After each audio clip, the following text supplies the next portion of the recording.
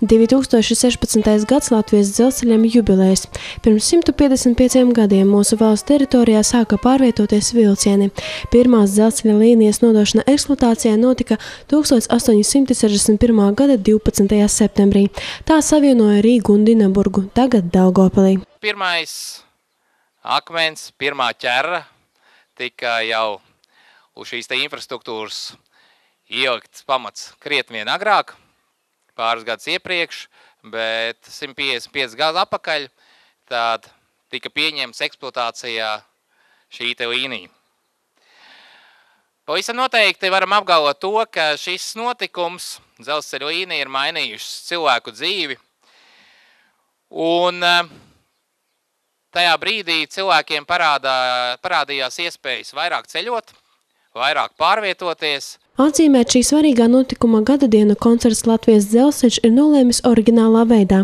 No maija līdz septembra beigām Latvijas dzelzceļš aicina ikvienu piedalīties interesantā spēlē. Tās būtība ir slēpta tajā, lai apmeklētu cik vien var vairāk vietu, kas saistītas ar LDZ vēsturi. Uzzināt vietu atrašanos var lejupielādējot mobilā telefona aplikāciju Dzelzceļam 155.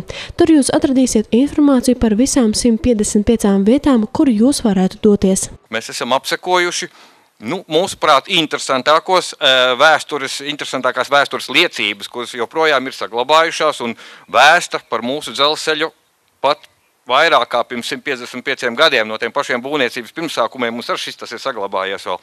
Bet ir daudzas arī vietas, kuras noteikti plašam, pat interesanti lokam nav zināmas. Tad būs iespēja viņas apmeklēt. Ne tikai apmeklēt. Apmeklēšana tā ir laba lieta, vienkārši turisms, bet šajā gadījumā būs arī, ja gribēs piedalīties spēlē, un es ceru, ka gribēs, būs jāatrod tas pareizais rakurs, no kura fotogrāfs ir fotografējis šo objektu pirms 155 gadiem, pirms 100 gadiem, pirms 40 gadiem, kādu kuru. Un jāatrod šis te pats rakurs, vienā pusītē vietēlrudim būtu tā vecā bildīte, un otrā pusītē jums būs jāliek klāt jaunā bilde. Respektīvi tas skats, kas ir šodien redzams. Tikai šajā gadījumā jums piešķirs punktus. Rezultāti tiks apkopoti katru mēnesi un pabeidzot spēli. Aktīvākie spēles dalībnieki saņems vērtīgas dāvanas. Izņemot to, maija beigās 3 Latvijas pilsētās notiks dzelzceļa transporta līdzekļu parādi. 20. maijā Rīgā, 21. Krustpilī un 22. Daugavpilī visiem tiks parādītas jaunas, modernizētas manevru un magistrāļo dīzeļu lokomotīvas, kā arī mašīnas, kuras uztur ceļus, restorānu un kupēju vagoni. Bet septembrī tiks prezentētas 2 jaunas grāmatas par dzelzceļam un jau kļūsi par tradicionālo starptautiskā konference, kas būs vērsta uz pašreizējām dzelzceļa satiksmes attīstības iespējām. Pašlaik nav iespējas pārvērtēt dzelzceļa lomu pilsētu un mūsu valsts kopumā attīstībā. Par to teica arī satiksmes ministrs Uldis Augulis un Daugavpils domes priekšsēdētājs Jānis Lāčplēsis, kurš piedalījās pasākumu virknes atklāšanā, kuri veltīti Latvijas dzelzceļa 155. jubilejai.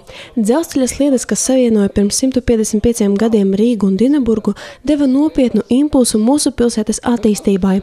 Aktuāla tās loma arī ir mūsdienās. Šodien mēs, kad skatāmies uz dzelzceļu, skatāmies ar optimismu, jo viņš ir ne tikai mūsu sadarbības partneris tiešajos transporta pārvadājumos, viņš ļoti aktīvi sadarbojas ar mūsu kultūras iestādēm, piedalās sporta pasākumos un atbalsta mūsu sportistu aktivitātes, kā arī izglītības iestāžu tīklā. Bijušais dzelzceļas tehnikums, tagad valsts tehnikums, ir redzama iestāde, kuru mēs augstu vērtējam un saskatām viņai perspektīvas arī nākotnē, jo piesaistītie līdzekļi Eiropas Savienības fondiem viņu ir izveidojusi par modernu, visaugstākajām šodienas prasībām atbilstošu un arī perspektīvu un prestižu mācību iestādi. Visu pasākumu apraksti, kuri notiks šajā priekšdzelzceļa jubilejas gadā, kā arī cita interesanta un noderīga informācija ir pieejama mājaslapā dzelzceļam155.lv.